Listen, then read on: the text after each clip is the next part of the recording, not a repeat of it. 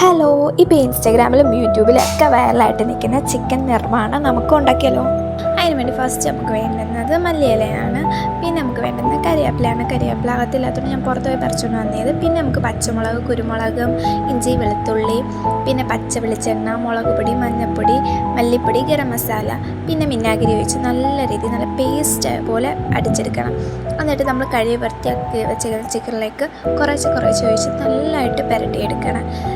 അങ്ങനെ കുറച്ച് ഒഴിച്ച് നല്ല രീതിയിൽ പുരട്ടി എടുത്ത് വെച്ചിട്ട് നമുക്ക് ഒരു മണിക്കൂർ റെസ്റ്റ് ചെയ്യാൻ വെക്കണം. ഞാൻ ഫ്രിഡ്ജിലാണ് വെക്കുന്നത്, വേഗം സെറ്റ് ആവാൻ വേണ്ടിയിലാണ്.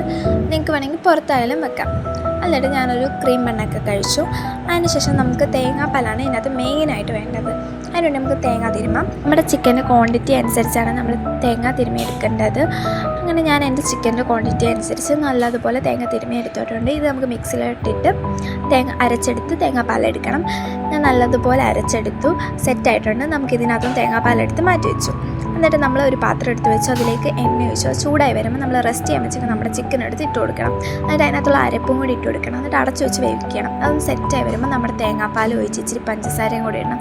അടിപൊളി മണമാണ്. ആദ്യമേ അരച്ച മല്ലിയിലയുടെയൊക്കെ ഒരു സ്മെല്ലുണ്ട്, അടിപൊളിയാണ്, നല്ല ടേസ്റ്റാണ്.